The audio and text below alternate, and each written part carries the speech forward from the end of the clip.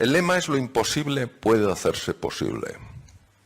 Lo digo para aquellas personas que, como yo, se encuentran o nos encontramos ante muros que nos parecen infranqueables. Muros de salud, de vitalidad, muros de relaciones, muros de conseguir cosas en la vida. Me gustaría que nos planteáramos que los muros pueden convertirse en fronteras. Nadie dice que cruzar una frontera sea fácil, pero romper un muro, sobre todo los muros que crean de la mente, eso sí que es difícil. Yo estoy constantemente hablando de la importancia de salir de la zona de confort. Y cuando tú sales de la zona de confort, no ves la zona de descubrimiento, no ves el producto terminado, lo que te ves es en el medio de la nada.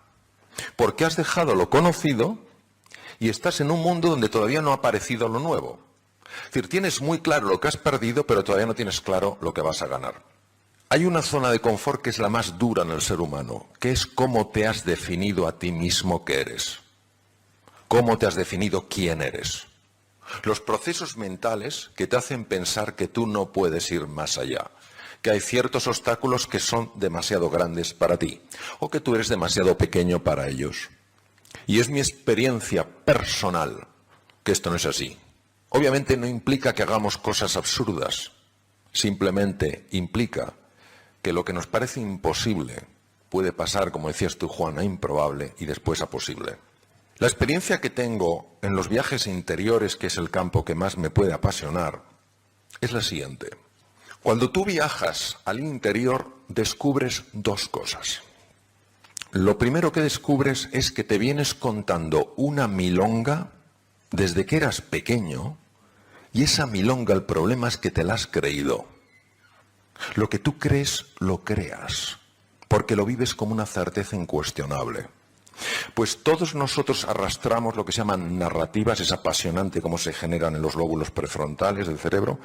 Generamos narrativas y la mayor parte de esas narrativas que las vivimos como realidades incuestionables son profundamente limitantes. Y nos hacen decir a veces: yo soy así, yo no puedo. ¿Por qué tengo que sentirme bloqueado, incapaz, incompetente, inseguro, cuando dentro de mí tengo recursos para hacerle frente? ¿Por qué? Porque hago caso a esa narrativa. Pero no solo está la narrativa que nos contamos. Lo más importante es lo que esa narrativa tapa. Joseph Campbell descubrió que en todas las tradiciones de Oriente y Occidente está registrado lo que se llama el viaje del héroe. ¿Qué es el viaje del héroe? Es un viaje que te saca de tu zona de confort, de cómo te has definido: soy un mendigo. Te introduce en un mundo nuevo, jamás te has planteado que hubiera más de lo aparente, y te permite encontrarte con tu riqueza interior. Todos tenemos lo que se llama personajes dormidos. En las distintas dimensiones del ser humano aparecen cosas muy hermosas y cosas muy feas. Jung le llamó la sombra. Y es muy difícil verlos, es muy difícil reconocerlos. Y aunque hay personas que te dicen: oye, ¿no te has dado cuenta de esto? Y dices: ¿pero qué va? Eso no es así. Sí, lo está viendo todo el mundo, menos tú. Pues la gente está equivocada. Claro, yo no puedo cambiar cosas en mi vida si no las veo. Si yo soy una persona que los demás me ven como arrogante, pero yo no me veo así, y alguien me dice: Mario, eres muy arrogante, me va a sentar mal y lo voy a negar porque no lo veo. Pero si alguien me pone un espejo, no un dedo que me señala, y puedo ver la arrogancia en un personaje, inmediatamente va a resonar con la mía y digo: anda, si yo soy como este, en ese momento puedo cambiar. El ser humano, al menos en mi experiencia, solo tiene un oponente. Nunca es otro ser humano. Es su propio ego. El ego es ceguera. El ego ha causado más muertes y más violencia que todas las guerras juntas. De hecho, todas las guerras surgen en su esencia del ego. Si tenemos en cuenta los estudios de la Universidad de Harvard, que es la pionera en el mundo en este campo, lleva más de 40 años estudiándolo, entre el 60 y el 80% de las enfermedades que padecemos en el mundo occidental desde patologías cardiovasculares, diabetes, problemas óseos, problemas tendinosos, cáncer, 1000 cosas, tienen una relación directa con el mundo emocional. Por eso el gran padre Hipócrates, que vivió hace 2500 años, pero su sabiduría permanece hoy, nos habla a los médicos de que no nos olvidemos de que quien verdaderamente cura las enfermedades es el organismo. Hay un concepto que a muchos de vosotros no os sonará porque no sois del campo de la medicina, se llama la homeostasis. El gran padre de la homeostasis fue Walter Bradford Cannon. Estudió mucho esos mecanismos que permiten que los 60 trillones de células de nuestro cuerpo estén funcionando bien. Ellos se encargan de que las células no envejezcan más de lo que tienen que envejecer. Ellos se encargan de que los niveles de azúcar sean los adecuados, de que las células mantengan una comunicación armónica entre ellas. Es decir, todo lo que sea la protección del organismo, todo lo que sea la vitalidad y la regeneración de los tejidos, cabe dentro del paraguas de la homeostasis. ¿Qué os parecería si os dijera que uno de los factores más importantes para la regeneración del tejido cerebral, uno de los factores más importantes para tener una buena memoria, para aprender deprisa, se llama BDNF? ¿Qué os parecería si os dijera que una de las fuentes más importantes de BDNF es el tubo digestivo? Que puedes tener problemas de memoria por problemas del tubo digestivo. ¿Qué os parecería si os dijera que la hormona más importante para mantenerse tranquilo, sereno, feliz en la vida es la serotonina? Que el 90% de la serotonina la fabrica el tubo digestivo. ¿Todos sabéis lo que es la médula espinal? Tiene 100 millones de neuronas. ¿Sabéis cuántas neuronas tiene el tubo digestivo? 500 millones. 5 veces más. Pues bien, cuando una persona se siente tensa, se siente asustada, se siente preocupada y vive así, el sistema de alarma del cuerpo genera daño en distintos lugares y uno de ellos es en el tubo digestivo. Con lo cual baja el BDNF, baja la serotonina y baja el sistema inmune porque el 80% de la función inmune, que nos protege frente a bacterias, virus y tumores, la controla el tubo digestivo. Es decir, esa homeostasis de la que nos habla con tanto acierto y belleza Walter Bradford Cannon es alterada cuando vivimos asustados, cuando vivimos desesperanzados, cuando nos sentimos incompetentes. Qué fascinante los últimos descubrimientos que demuestran que cuando nos sentimos queridos, valorados, acogidos, se produce una activación de lo que se llama el sistema vagal y el tubo digestivo mejora. Es decir, el ser humano es un ser de encuentro. Y cuando tú te sientes acogido, valorado, querido, reconocido, los 60 trillones de células del organismo lo notan y mejoran. Es más, incluso aumenta la longitud del telómero, que es una cosa que está en los extremos de los cromosomas, que se puede medir y que tiene una relación con el tiempo de vida. Y es verdad que además del cerebro con sus 100.000 millones de neuronas, 100.000 billones de conexiones, está el cerebro del corazón. El corazón tiene 40.000 neuronas. Diréis que pocas. Sí, pero el campo magnético que produce es 5.000 veces más potente que el del cerebro. ¿Sabéis lo que se llama un torus cardíaco? ¿Sabéis que estamos emitiendo un cambio en el campo electromagnético a 3 metros de distancia? Los demás sienten si nuestro corazón está en paz o está en guerra. Y hay mucha investigación en esto. ¿Sabéis que cuando el cerebro, el corazón y el tubo digestivo se sincronizan, cambia radicalmente el funcionamiento del cerebro? Y se produce una sincronización de ondas cerebrales y la persona llega a niveles mucho más altos de inteligencia, de memoria, etc. ¿Por qué nos olvidamos de estos recursos que el ser humano tiene? Al final nos encontramos con que a todos nos gusta el control, la seguridad, que nos valoren, que nos den importancia, tener un estatus, que nos acojan. Y esto es muy agradable. Pero cuando el control, la seguridad el estatus y el pertenecer se convierten en nuestra obsesión, se transforman en una cárcel. Y cuando no te hacen todo el caso que te gustaría que te hicieran, experimentas una frustración sorprendente. Cuando el mundo se mueve, una angustia insuperable. Cuando no te acogen como te gustaría que te acogieran, una sensación de soledad infranqueable. Y en un mundo como el actual, un mundo buca, volátil, incierto, ambiguo y complejo, ¿entendéis por qué los niveles de ansiedad no paran de subir? Y los de su prima hermana, la depresión. Que es normal que nos guste el estatus, el reconocimiento, la valoración, que es normal que nos guste que nos acojan, pero que no nos podemos quedar ahí. Que el verdadero crecimiento, la verdadera magia, la verdadera evolución de un ser humano es cuando abraza la aventura, cuando ve en la incertidumbre no un peligro sino una oportunidad, cuando se ocupa, no solo se preocupa, sino que se ocupa en crecer por dentro, y cuando en su vida es una prioridad añadir valor a la vida de los demás.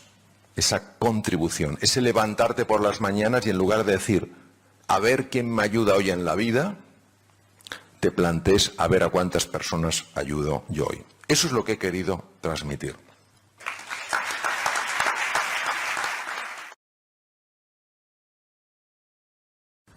Cuando una persona sale de la zona de confort, directamente se encuentra con un mundo buca, volátil, incierto, complejo. Y automáticamente se ponen en marcha los mecanismos del estrés.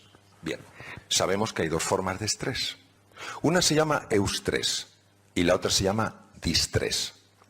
Cuando se activa el distrés, suben dramáticamente las cifras de cortisol. Sin embargo, cuando se activa el eustrés, sube fundamentalmente la adrenalina. El cortisol llega a matar neuronas, cosa que la adrenalina no hace. Son dos mecanismos de tensión donde uno de ellos está siendo negativo y otro de ellos está siendo propulsivo. ¿Cuál es la clave mental para estar en eustrés en lugar de estar en distrés? La fe en ti y en tus posibilidades. Cajal intuía que cuando ante un mundo buca, que entonces no se llamaba buca, un mundo incierto, complejo, tú seguías creyendo en ti mismo y en tus posibilidades, había cambios en el cerebro. Y su frase era, todo ser humano, si se lo propone, puede ser escultor de su propio cerebro. Aquí es donde la mente está sobre la materia. El software altera el hardware. Tú sales de la zona de confort diciendo, a ver qué pasa, si consigo esto, y entonces entras en el distrés. Pero si sales de la zona de confort no diciendo, si pasa esto, sino cuando pase esto, mi vida dará un giro. Entonces te caerás y te levantarás, te caerás y te levantarás. Y entonces tu cerebro sí se está reinventando, cosa que ya definió Cajal hace tantos años. Esa es la diferencia. ¿Qué ocurre? Que mucha gente sale de la zona de confort, pero no tiene una visión inspiradora. No cree en sí misma ni en sus posibilidades. No se siente apoyada por ninguna persona que le esté diciendo, ánimo, tú puedes. Y entonces al final tiran la toalla no porque no puedan, sino porque creen que no pueden. La diferencia es, cuando tú estás en distrés, estás en la zona de hundimiento. Cuando estás en eustrés, estás en la zona de estiramiento. Es imposible ser persona y no ser creativo. Si no estáis experimentando la creatividad en vuestra vida, no es porque no la tengáis, es porque no estáis accediendo a ella. Y normalmente nuestra forma de educarnos es lo que la bloquea. De hecho, hace muchos años el director del Instituto del Cerebro de Milán dijo, genio se nace y imbécil se llega. Y una persona levantó la mano y dijo que hay entre medias, dijo el sistema educativo. Del que somos parte todos, ¿eh? O sea, nuestra forma de educarnos, o sea, lo que es el juego, lo que es la exploración, por favor, nuestro propio refranero, la curiosidad mató al gato. Pobre gato, virgencita que me quede donde estoy. Uf, más vale pájaro en mano que ciento volando. Más vale malo conocido que bueno por conocer. Por favor, ¿quién se va a atrever a asomar la nariz fuera de la zona de confort? Te la cortan, ¿sabes? Entonces, bueno, ¿qué quiere decir? Quiere decir que nuestro sistema no favorece que emerja la creatividad. Una zona de confort, la zona de confort no es ni buena ni mala, da lo que da. Entonces la zona de confort da lo que da. ¿Qué da la zona de confort? La zona de confort da sensación de familiaridad, punto pelota. ¿Por qué digo de familiaridad y no digo de confort? Porque hay gente que está en su zona de confort y está muy fastidiada. ¿Pero qué pasa? Que es familiaridad, más vale malo conocido que bueno por conocer. ¿Qué quiere decir? Que si una persona no tiene hambre de crecer, hambre de descubrir, o no está en una situación lo suficientemente mala como para que esté harta de estar harta, la zona de confort tiene tantísimo poder gravitacional que no saldrá, salvo que la vida le saque. Cuando la vida saca de la zona de confort, te puede sacar por una enfermedad, te puede sacar por un despido laboral, te puede sacar por 1000 cosas. Hoy en día la zona de confort, ya sabéis que está volando. La persona fuera de la zona de confort puede experimentar dos cosas. O los mecanismos de encogimiento, irascibilidad, huida, bloqueo, o confiar en que es su oportunidad para crecer. Dependiendo de la lectura que haga, así el cerebro funcionará. Nunca se sale desde la neutralidad, al menos en mi experiencia.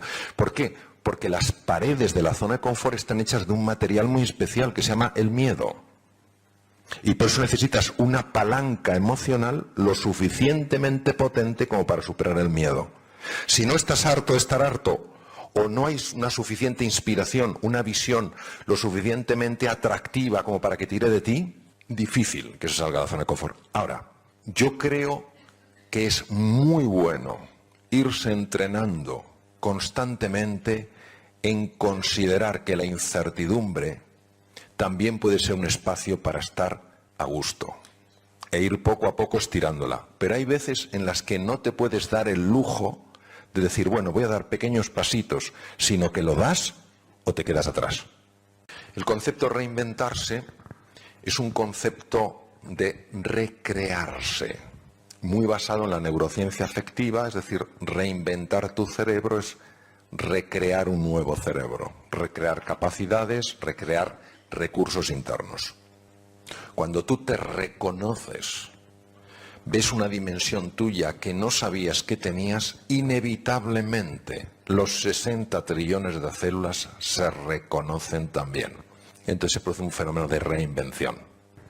Yo creo que el ego es una creencia sumamente profunda en el corazón humano, que es profundamente errónea y que genera de por sí un sufrimiento increíble. Para mí el ego es una creencia de separación. Yo estoy separado de ti, estoy separado de vosotros, estoy separado del mundo.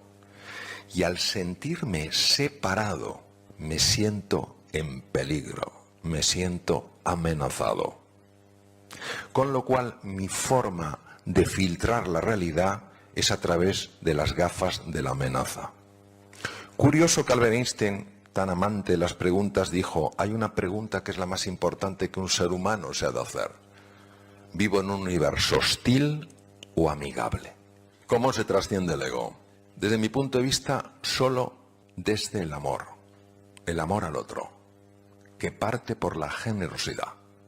Cuando tú haces algo por los demás, porque los demás te importan.